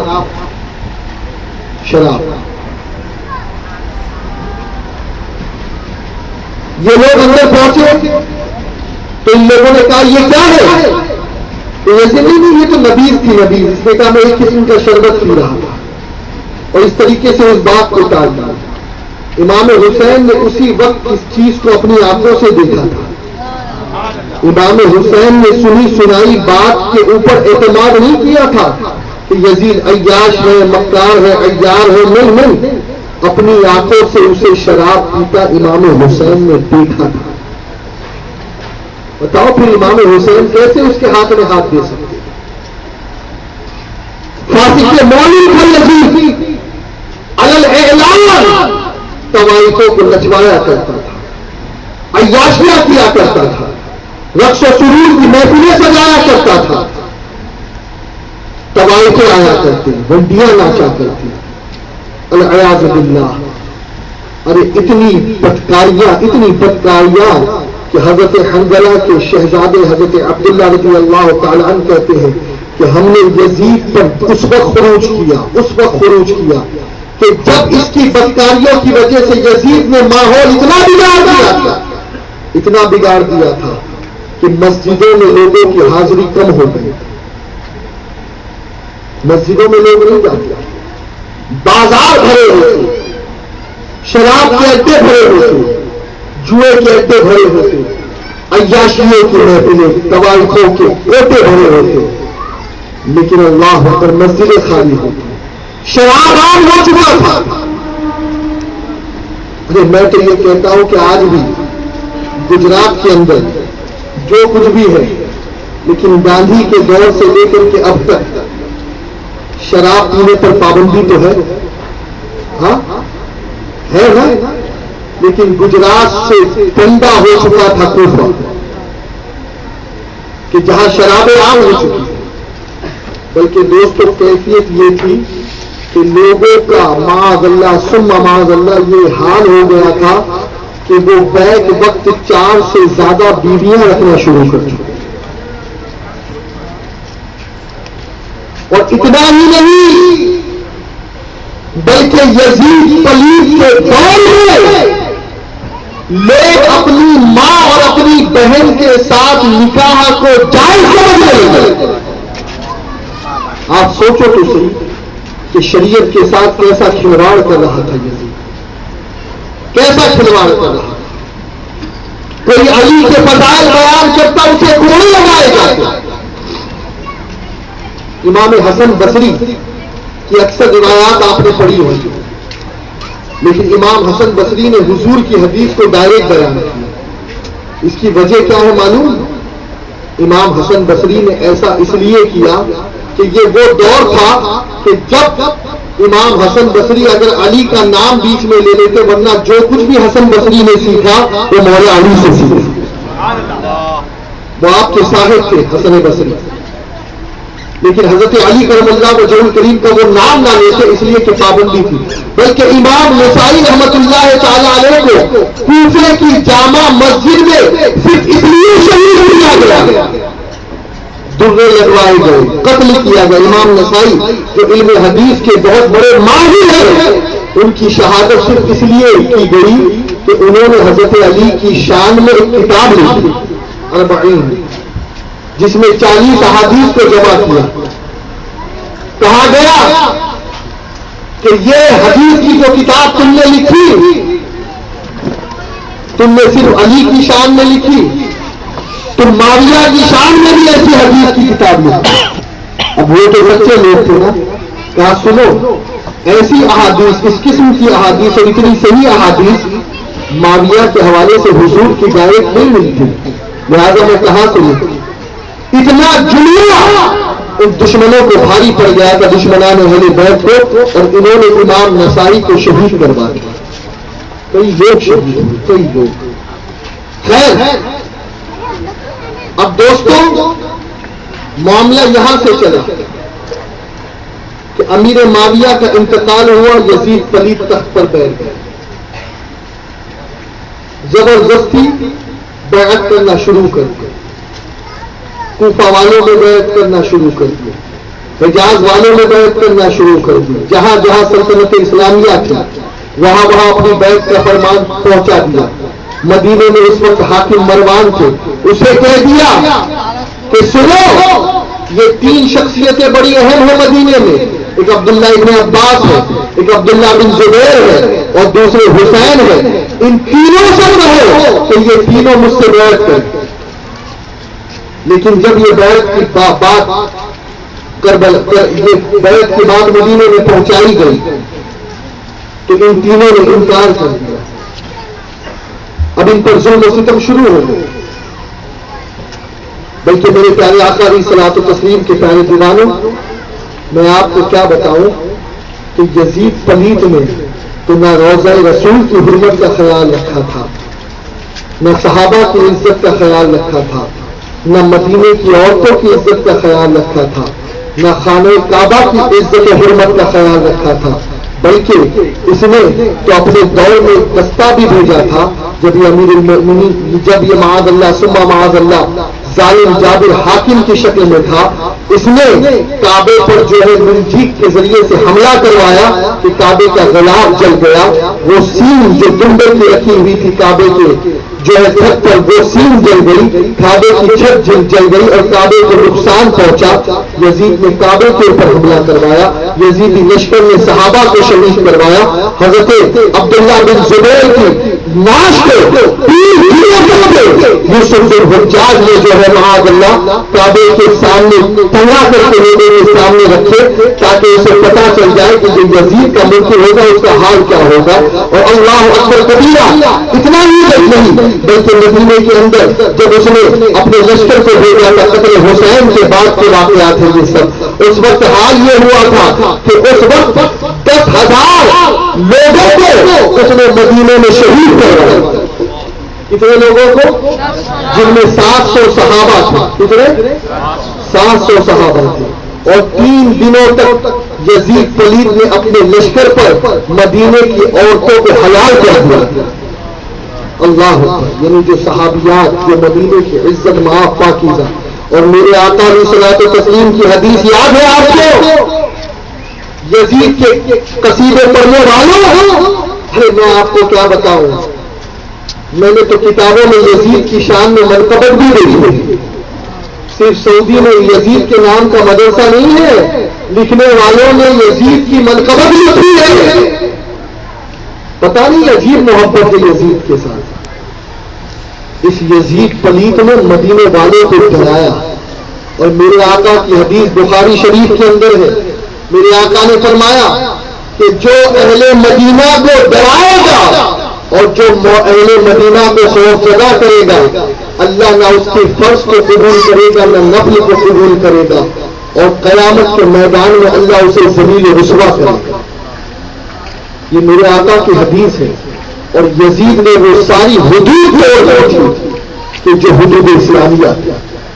اب میرے پیارے آقا علیہ الصلوۃ والتسلیم کے پیارے دیوانے، واقعہ کربلا کچھ اس طریقے سے رونما ہوا کہ جب مدینے والوں پر یزید نے بیعت کے لیے فورس کیا، اور وہ جانتا تھا کہ حسن تو انتقال کر چکے ہیں، شہید ہو چکے ہیں، لیکن حسین زندہ ہے، اور اگر حسین کو میں نے اس چیز پر راضی کر لیا تو یقیناً جب حسین ہاتھ میں ہاتھ دے دیں گے تو پھر کوئی بھی مجھے ہاتھ میں ہاتھ دینے سے منع نہیں کرے گا، اسی لیے وہ امام حسین پر زور دیا۔ لیکن امام حسین کے ساتھ کچھ مجبوریاں، جبکہ کئی اجلہ صحابہ اس وقت ایسے بھی تھے کہ جنہوں نے رخصت کا راستہ اختیار کر کے یزید کے ہاتھ پر بیعت قبول کر لی، اس لیے کہ انہیں معلوم تھا کہ اگر ہم اس کے ہاتھ پہ بیعت نہیں کریں گے تو وہ زد و کوب کرے گا اور پھر مصیبت اور مظالم کے پہاڑ ہم پر توڑے گا۔ اب میرے پیارے آقا علیہ الصلوۃ والتسلیم کے پیارے دیوانے، یہ سلسلہ شروع ہوا، واقعات کربلا کی ابتدا ہوئی۔ چنانچہ سب سے پہلے وہ لوگ جو کوفہ میں تھے، جو شیعان علی تھے، کون تھے؟ شیعان علی، وہ اپنے آپ کو علی کا وفادار، علی کا طرفدار کہتے ہیں، اور ان لوگوں نے ظاہراً کبھی بھی حضرت علی کا ساتھ نہیں چھوڑا۔ انہوں نے ہی حضرت امام حسن کے ہاتھ پر جو میں نے بتایا تھا آپ کو 40,000 کی تعداد میں بیعت کی تھی، یہی لوگ کھڑے ہوئے، کہا ہم حسین کے ہوتے ہوئے یزید کے ہاتھ میں ہاتھ نہیں دے سکتے۔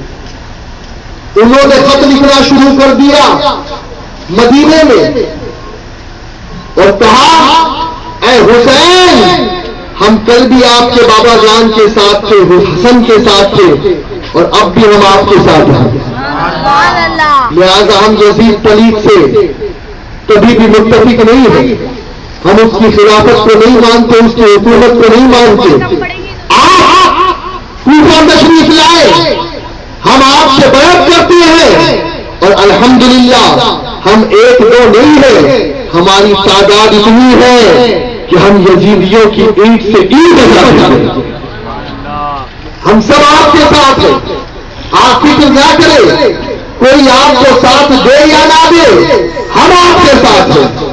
امام حسین کے پاس خطوط پر خطوط آ رہے ہیں، لیٹر پر لیٹر آ رہے ہیں، قاصد پر قاصد بھیجے جا رہے ہیں، قافلے آ رہے ہیں حج کے دوران، تو مدینے آ کر کے حسین سے کہہ رہے ہیں اے حسین ہمیں بیعت کر لو، ہم آپ سے بیعت کریں گے، آپ کے فضائل آپ کے نانا جان نے بہت بتائے ہیں، آپ جنتی ہو، جنتی نوجوانوں کے سردار ہو، آپ کوفہ تشریف لائے، ہم آپ کو کوفہ آنے کی دعوت دیتے ہیں، اس لیے کہ اس وقت خلافت کا جو معاملہ تھا اور خلافت کی جو باغ دور تھی، جو دارالحکومت تھا، وہ شہر کوفہ تھا۔ اب امام حسین رضی اللہ تعالی عنہ نے دیکھا کہ لوگ بیعت پر آمادہ ہے، اب کیسے ہو سکتا ہے کہ کچھ لوگ جو باطل کی بیعت کو قبول نہیں کر رہے ہیں، تو میں رخصت کا معاملہ کیسے اختیار کروں، میں کیسے منع کروں بیعت کرنے سے؟ امام حسین نے انہیں تسلی دی، میں آؤں گا، میں کوفہ ضرور آؤں گا۔ اب ہوا یہ کہ امام حسین نے دیکھا کہ یزیدی امام پاک کو جو ہے وہ ستا رہے ہیں، مروان نے جو ہے مروان نے مدینے کی گلیاں امام حسین پر تنگ کر دی ہے، امام کے گھر والوں کو ستایا جا رہا ہے، امام کو جو ہے گدے کوپ کیا جا رہا ہے، منبر پر حضرت علی کی شان میں گستاخی کی جا رہی ہے، حسن مصطفیٰ کی شان میں گستاخی کی جا رہی ہے، حضرت جو ہے وہ حسین کی شان میں گستاخی کی جا رہی ہے۔ امام حسین رضی اللہ تعالیٰ مدینے سے اٹھے اور مدینے سے رخت سفر باندھ لیا اور آخری سلامی دینے کے لیے حضرت سیدنا رسول اللہ صلی اللہ علیہ وسلم کی بارگاہ میں آئے۔ سبحان اللہ۔ میرے آقا کی بارگاہ میں آئے، سلام پیش کیا، عرض کی یا رسول اللہ، آپ کا بیٹا حسین اب امتحان کے لیے جا رہا ہے، سبحان اللہ۔ حضور بیٹے کی استقامت کی دعا فرما دیجیے، حضور آخری سلام قبول کر لیجیے۔ آج ہر عاشق مدینے جانے کے لیے تڑپتا ہے۔ امام مالک مدینے سے باہر نہیں جاتے، 80 سال کی عمر ہوئی، صرف ایک مرتبہ حج کیا۔ کہا اے مالک کیا بات ہے، دوبارہ حج کیوں نہیں کرنا چاہتے؟ کہا کیسے حج کروں، مجھے ڈر ہے کہ مدینے سے باہر جاؤں تو کہیں مدینے سے باہر میری موت واقع نہ ہو جائے، میں مدینے میں مرنا چاہتا ہوں۔ ساری دنیا مدینے میں مرنے کی خواہش کرے، مدینے میں رہنے کی خواہش کرے، لیکن حسین میری سرکار آپ کا مدینہ چھوڑ رہے ہیں، آنکھوں سے آنسو بہ رہے ہیں، رو رہے ہیں۔ حسین نانا کو آخری سلام پیش کر رہے ہیں، نانا کو آخری سلام پیش کر رہے ہیں۔ جا رہا ہے مدینے سے بیمار غم، جا رہا ہے مدینے سے بیمار غم، جا رہا ہے مدینے سے بیمار غم، سلام خوریا میرے آقا سلام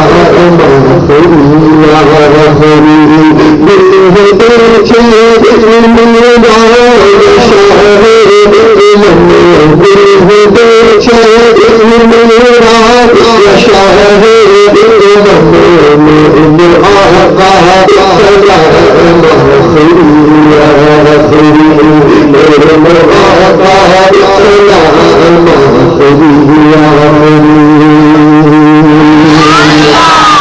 آج بھی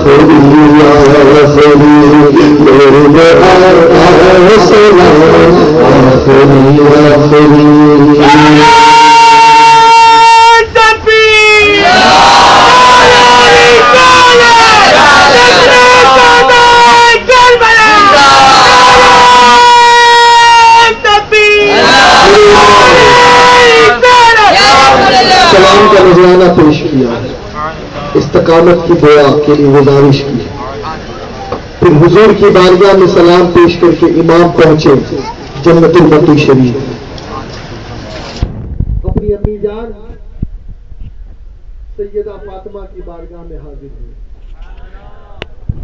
یا سیدہ امی جان، بیٹے کے لیے دعا کرنا، بیٹا امتحان کے لیے جا رہا ہے، اس لیے کہ یہ بات سب کو معلوم ہو چکی تھی، بلکہ جو بات میں نے بتائی تھی نا امیر معاویہ کی، کہ امیر معاویہ رضی اللہ تعالی عنہ نے تو دعا کی تھی، اے اللہ تو سن ہجری 60 ہونے سے پہلے پہلے مجھے موت دے دے، اس لیے کہ میں وہ فتنے نہ دیکھ سکوں۔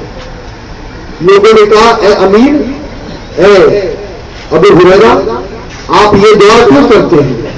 بخاری کی حدیث ہے، ابو ہریرہ کہتے ہیں کہ ہم نے حضور سے کئی باتیں سنی، اور کچھ باتیں تو ایسی ہیں کہ اگر وہ ہم آپ کے سامنے بیان کر دیں تو لوگ یہاں سے ہماری گردن کاٹ دیں۔ وہ واحد نیاز کی باتیں بھی انہوں نے حضور سے سنی۔ دو قسم کا علم تھا، ایک ظاہر کرنے کا حکم تھا اور ایک چھپانے کا حکم تھا، اور جو حکم چھپانے کا تھا ان میں ایک علم کی بات یہ بھی تھی کہ میرے آقا نے 60 ہجری میں آنے والے فتنوں کا ذکر کیا تھا، جوان لونڈوں کی حکومت کا ذکر کیا تھا، یہ وہی 60 ہجری کے فتنے تھے کہ اس سے پہلے ابو ہریرہ کا انتقال ہو گیا، اللہ نے دعا قبول کر لی۔ اب امام حسین سیدہ کی بارگاہ میں سلام پیش کر کے، عقیدتوں کے نذرانے پیش کر کے استقامت کی دعائیں، اس لیے کہ علی کو بھی پتا تھا